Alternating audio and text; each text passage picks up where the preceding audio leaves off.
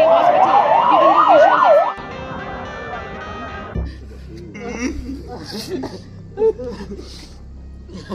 visuals of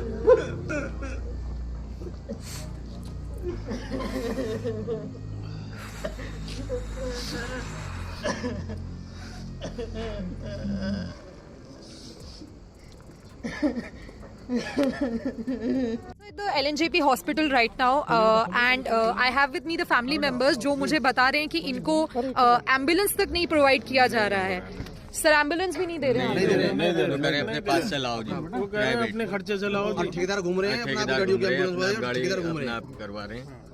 ठेकेदार घूम रहे हैं, ठेकेदार घूम रहे हैं जो एम्बुलेंस ठेकेदार ना कि गाड़ी बुक करनी तो हमारी गाड़ी बुक करना, कार्ड दे रहे हैं, किसी को नंबर दे रहे हैं अपना आप ही। So imagine this is the situation that there is a blast and explosion and high intensity explosion. At least 10 people are confirmed dead, and LNJP hospital in the national capital is not even providing ambulances to these poor people who have lost their loved ones and family members. आप लोग के आपने भी तो आपको भी नहीं दिया है एम्बुलेंस? मना कर दिया। आपको आइडेंटिफिकेशन के लिए बुलाया था अंदर सर? एम्बुलेंस नहीं दे रहे हैं, क्या बोल रहे हैं? आप खुद व्यवस्था करिए एम्बुलेंस। और गरीब, आपने बोला कि गरीब परिवार से कहाँ से करेंगे? देखो बोला कि गरीब परिवार से। हाँ, भाई मेंटली दिमाग से कमजोर है वो, पहले से दिमाग से कमजोर है। Hello sir, sir very sorry sir, मैं जर्नलिस्ट हूँ, मैं अंदर नहीं आ रही हूँ। इंसान निकल चुके हैं, उनके लिए कुछ भी नहीं है, उनके लिए यहाँ एम्बुलेंस तक नहीं है। क्यों? अगर कोई पॉलिटिकल यहाँ पर होता या कोई कमिश्नर या कोई सीए कुछ भी कोई भी होता, जो बड़े लोग होते हैं, उनके लिए क्या एम्बुलेंस नहीं आती?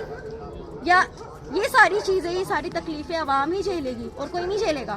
वोट के टाइम पे तो सारे वादे किए जाते हैं, सब चीजें की जाती हैं। अब ऐसा क्या है कि यहाँ पर एम्बुलेंस भी नहीं है?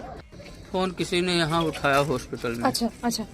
तो उठाए फोन तो बताया कि आप जो है इस अरविंद हॉस्पिटल में इमरजेंसी में आ जाइए।